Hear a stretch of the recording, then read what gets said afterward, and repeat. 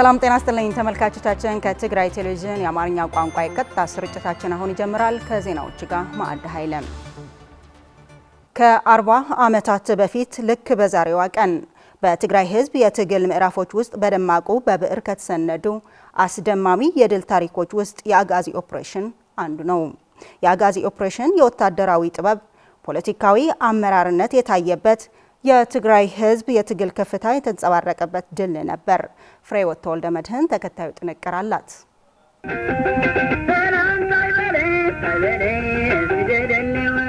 በትግራይ ሕዝብ የትግል ምዕራፎች ውስጥ በደማቅ በብዕር ከተሰነዱ አስደማሚ የድል ታሪኮች ውስጥ የአጋዚ ኦፕሬሽን አንዱ ነው። ወቅቱ በ1978 ዓ.ም ነበር። ከዛሬ 40 ዓመታት በፊት ልክ በዛሬዋ ቀን የትግራይ ታጋዮች ለደርግ ስርዓት እጅጉን የሚያስደነግጥ ለትግራይ ሕዝብ ደግሞ ኩራትን የሚያጎናጽፍ ለማመን በሚከብድ ሁኔታ ታላቅ ታሪክ የፈጸሙበት ቀን ነበር የአጋዚ ኦፕሬሽን። የደርግ ስርዓት የ10ኛ ዓመት ምስረታውን ባከበረበት ማግስት ላይ ያሳለፋቸው 10 ዓመታት ግምገማ በማካሄድ በወሰነው ውሳኔም የፓርቲ ታጋዮችን ለማጥፋት ህዝቡን ማጥፋት በሚል መርህ ይዞ ዘመቻ የጀመረበት ወቅት ነበር። በዚህ ዘመቻም ማንኛውም የትግራይ ምሁር ማሰር፣ ማሰቃየትና መግደል ነበር። በርካታ የትምህርት ቀለምን የቀመሱ በተለያዩ የሀገሪቱ ክፍሎች በመንግስት ሙያ ላይ ተሰማርተው የነበሩ ተጋሩም እየተገፈፉ ይታሰሩም ነበር። የስቃይና የሞት ድምጾች ከማይለይባቸው የማጎሪያ ቤቶች መካከል ደግሞ የመቀለ ማረሚያ ቤት ተጠቃሽ ነው። በማረሚያ ቤቱ ገና ምርመራ በሚደረግባቸው እስረኞች ላይ ከባድ ግርፋትና የተለያዩ ቅጣቶች ይደርሱባቸው እንደነበርም ይገለጻል። ይህንን ሁኔታ ለማስወገድም የትግራይ ህዝብን ትግል ሲመራ የነበረው ህወሓትም በእስር ቤቱ የነበሩትን 1300 እስረኞችን ነፃ ለማስወጣት በሜጀር ጀነራል ኃይሉ ማርአይ የተመራ ቡድን የተለያዩ ጥናቶች፣ ስልጠናዎችና ቅድመ ዝግጅቶች ተጠናቀው ከ40 ዓመት በፊት ልክ በዛሬዋ ቀን በድቅድቅ ጨለማ ለማመን በሚያስቸግር ሁኔታ በደርግ እቅፍ ውስጥ ወደ ነበረችው መቀለ ከተማ በመግባት በ15 ደቂቃ ውስጥ እስረኞችን ነፃ ያደረገበት ታሪካዊ ቀን ነበር። የአጋዚ ኦፕሬሽን የወታደራዊ ጥበብ፣ ፖለቲካዊ አመራርነት የታየበት የትግራይ ህዝብ የትግል ከፍታ የተንጸባረቀበት ድል ነበር። ይህ በጀግናው ታጋይ ስም የተሰየመው የአጋዚ ኦፕሬሽን የደርግ ስርዓት የትግራይ ህዝብ ትግልም በልዩ ሁኔታ እንዲመለከት ያደረገ፣ ለትግራይ ህዝብና ለታጋዩ ደግሞ ከፍተኛ ኩራትን የፈጠረ ታሪክ የማይረሳው ታላቅ ፍጻሜ ነበር። እርዳታ በመቋረጡና የመሰረታዊ ሸቀጦች ዋጋ ንረት መከሰቱን ችግራቸውን ማባባሱ በአክሱም ከተማ የሚገኙ የምዕራብ ትግራይ ተፈናቃዮች ገለጹ። የሚመለከተው ሁሉ ችግራቸውን ተገንዝቦ ይህ ሰቆቃ እንዲቆምና ወደ ቀያቸው እንዲመልሳቸው የተማጸኑ ጥሪ አቅርበዋል። ለፍስሐ መዝገበ ዘገባ ፎርቱና ገብሩ።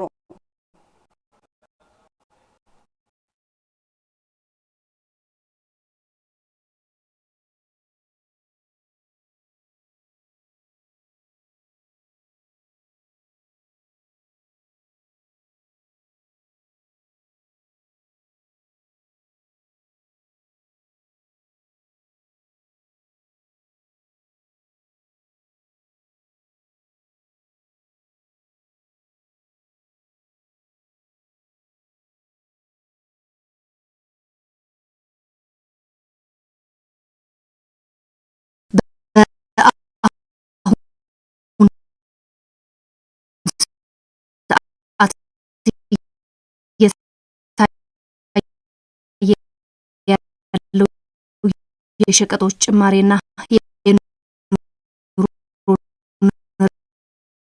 ተከትሎም ለ5 ዓመት ስቃይ ላይ ያለው የተፈናቃይ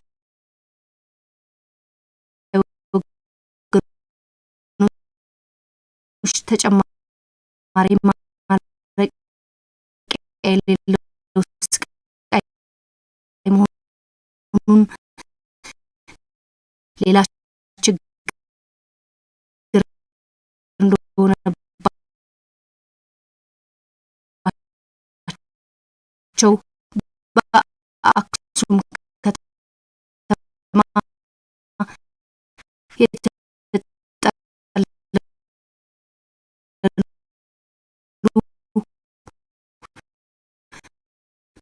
መምህር ሲራክ አለምሸት ገልጸው በዚህ ምክንያትም በርካታ ተፈናቃይ በረሃብ እየተሰቃየ መሆኑን ገልጸዋል። حشاب زي صري خليمس የሚሰጠን እህል አነስተኛ ነው።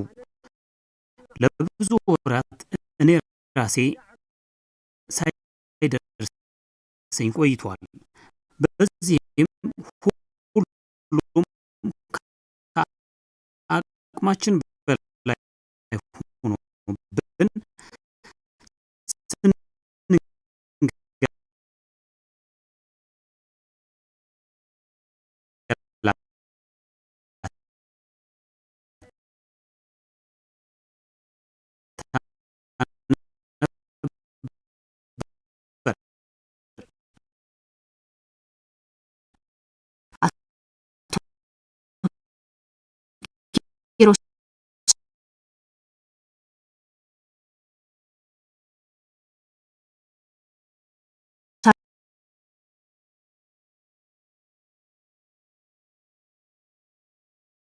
አለማየሁና ወይዘሮ መብሪት ተስፋይም ሰብአዊ ድጋፍ ባለማግኘታቸው መቸገራቸውን ገልጸው በተጨማሪም በግብረ ሰናይ ድርጅቶች ይቀርብ የነበረው የንጹህ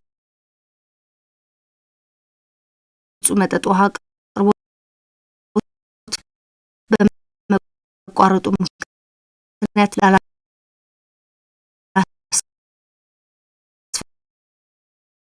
ላላስፈላጊ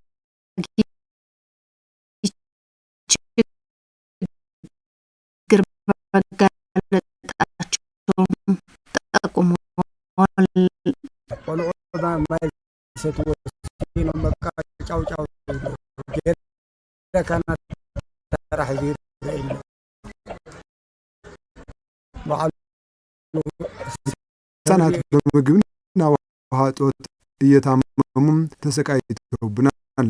አዛውንቶቹ ስኳርና የተለያዩ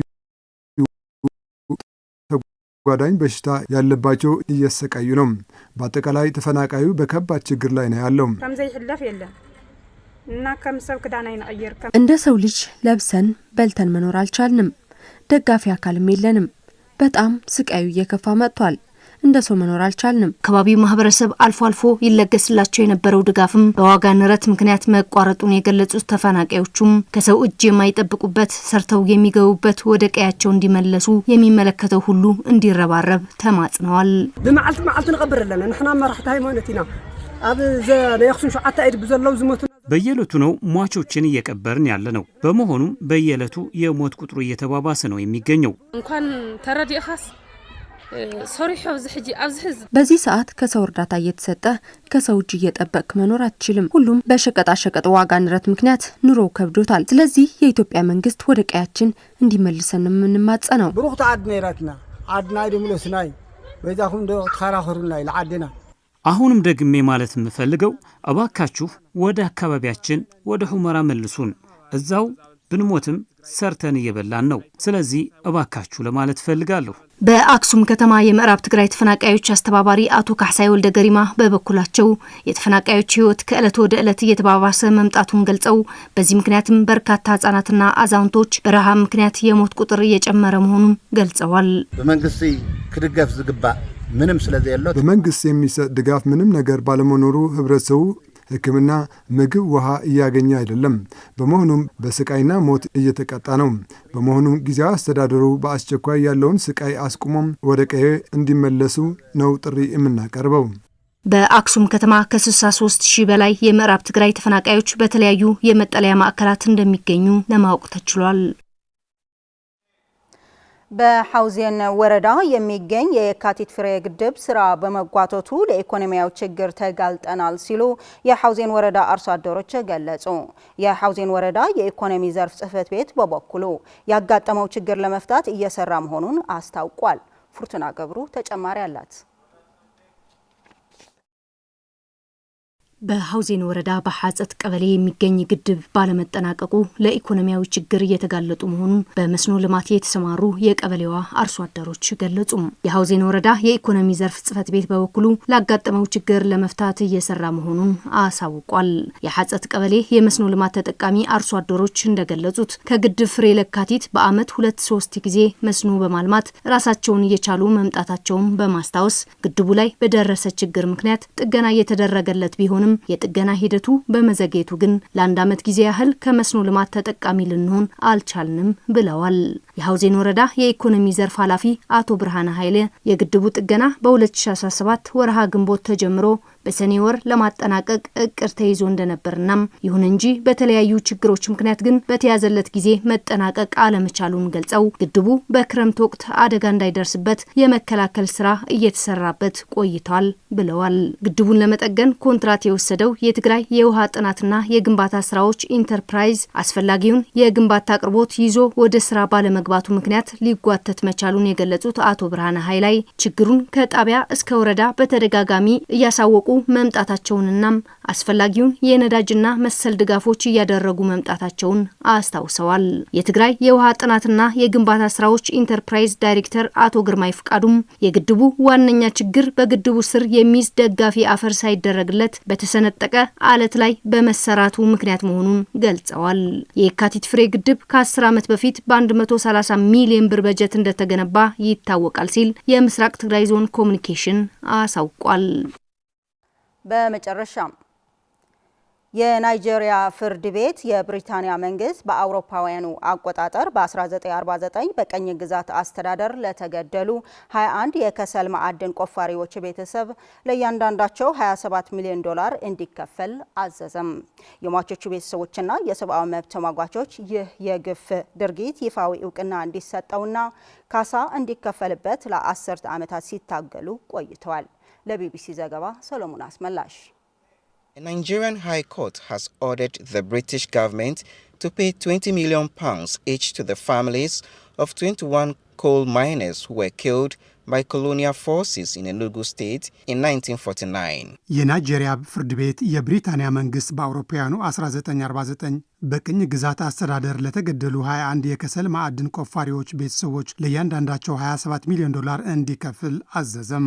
አውሮፓውያንና ናይጄሪያውያን አባላት ያሉት የወቅቱ የቅኝ ግዛት ፖሊሲ የሥራ ሁኔታዎች እንዲያስተካክልላቸው የጠየቁ ሰራተኞች በጥይት ደብድቦ ገድለዋል ተብለዋል። በርካታ ናይጄሪያውያን በዚህ እርምጃ ጉዳት እንደደረሰባቸው በመንግስት የሚመራው የናይጄሪያ የዜና አገልግሎት ዘገባ ያመላክታል። የከሰል ማዕድን ሰራተኞች አድማ የመቱት በስፍራው በነበረው አስቸጋሪ የሥራ ሁኔታ በዘር ልዩነት ላይ በመሰረተው የደሞዝ ክፍያና ባልተከፈለ ውዝፍ ደሞዝ ምክንያት ነበርም ተብለዋል። የናይጄሪያ የዜና ወኪል በብሪታንያ ቅኝ ግዛት አስተዳደር ስር ከተፈጸሙ እጅግ አሳዛኝ የጭቆና ተግባራት አንዱ ሲል ይገልጹታል። ይህ ክስተት ከ11 ዓመታት በኋላ በአውሮፓውያኑ 1960 ነጻነት ላስገኘው የጸረ ቅኝ ግዛት እንቅስቃሴ እንዲጠናከር ማድረጉ ታሪክ ጸሐፊዎችም ይናገራሉ። የሟች ቤተሰቦችና የሰብአዊ መብት ተሟጋቾች ይህ የግፍ ድርጊት ይፋዊ እውቅና እንዲሰጠውና ካሳ እንዲከፈልበት ለ10 ዓመታት ሲታገሉም ቆይተዋል። አሁን ጉዳዩ የተመለከተው የአገሪቱ ፍርድ ቤት ጭፍጨፋው ህገወጥና የህይወት መብት የጣሰ ከህግ ውጭ የሆነ ግድያ እንደሆነ መግለጹን የናይጄሪያ የዜና ወኪል ዘግቧል። ክሱን የመሩት ዳኛ የብሪታንያ መንግስት ተጠያቂ መሆን እንዳለበት እንዲሁም ለተጎጂ ቤተሰቦች ካሳ ሊከፍል እንደሚገባ ወስነዋል። በፍርድ ቤቱ ውሳኔ መሰረት የብሪታንያው መንግስት በድምሩ $567 ሚሊዮን ካሳ ለተጎጂ ቤተሰቦች መክፈል ይኖርበታል። የብሪታንያ የውጭ ጉዳይ መስሪያ ቤት በጉዳዩ ላይ እስካሁን አስተያየት አልሰጠም። ዘገባው የቢቢሲ ነው። ተመልካቾቻችን ለሰዓቱ ያዝናቸው ዜናዎቻችን በዚህ አበቁ። በያላችሁበት ሰላም